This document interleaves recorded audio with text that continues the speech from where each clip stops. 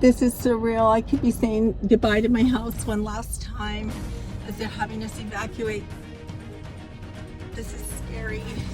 I feel so much compassion for anyone that's gone through this. A group of residents in Altadena suing the power company, Southern California Edison. The so-called Mesa-Silmar circuit that the plaintiffs' lawyers say is emerging as a leading potential cause of the fire. Edison didn't shut off power to its electrical equipment despite warnings of high winds and fire danger. Richard Bridgford is the lead lawyer in that lawsuit. So I'm here with Corey Sands with Bridgford, Gleason Artinian, and we're talking about the questions that you're getting today. What happens through the process? Because we know this could be years. I get that question all the time. And the answer is not a lot, not as much as you might think. We do everything in our power to make the process as simple and streamlined for the client as possible. We reach out to them to schedule what we call a damages interview. It's an intake meeting. We usually do them via Zoom or phone or whatever's convenient for the client. If they want to do it in person, we'll do it that way. At the end of that meeting, we send the clients a checklist of supporting documents that we're going to need over the coming months to substantiate and support their claims. None of it needs to be delivered on overnight. We like to give our clients months and months to work on this.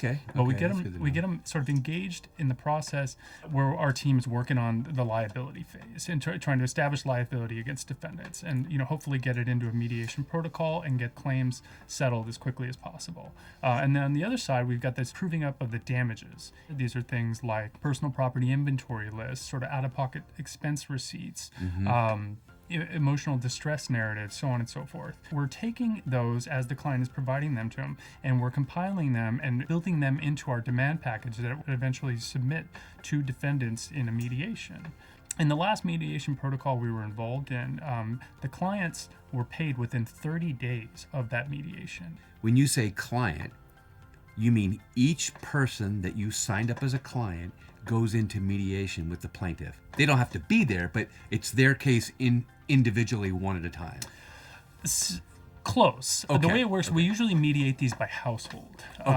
Each individual household member is going to have their case mediated basically at the same time, and we'll submit the demand package, based on the affected address and the sort of family relationships, and we'll submit the demand package for all the individual household members. But each one of those individual household members is going to be awarded their own individual damage award. You talked about individuals in the household. That obviously brings up children or grandparents or parents, everybody in that household. Do children have to be involved in this mediation process? Great question. Yeah, I hear it all the time. Well, do my kids have a lawsuit? More often than not, if they were in the evacuation zone, they have a zone of danger claim, an emotional distress claim, and those can be significant. In addition, we've also seen in certain instances, the kids being awarded for the loss of use and quiet enjoyment of the home. I want to talk about, why is it so important to go to the town hall? Well, I think the number one is you sort of get up close and personal with all of the people that are working on your case from sort of start to finish for the entire life cycle of your case. It's incredibly important. We pride ourselves on the level of personal service that we provide to our clients. Those relationships are very, close to us. And most of our clients have us on, they can text us, they can call us, our personal cell phone numbers, and get answers to their questions. And we understand that this is, if not one of the most important things going on in their lives. And to get answers quickly, fundamental to what we do. And I think that's important because I hear it all the time and I see it at the town halls that outside of a loved one, this is one of my most prized possessions, my home. Yeah, we absolutely recognize that. We recognize that they're entrusting us with the recovery for their greatest asset. And their lives have been turned upside down, and we, take a deep sense of responsibility that they've entrusted us to do right by them and make sure that they get through this process efficiently, competently, and with the greatest amount of recovery possible. I can imagine that some people are thinking, well, do I have to go in front of the judge? Do I have to plead my case in front of a judge? Is that the case in this? Great question. A lot of clients ask that, and the answer is most likely no.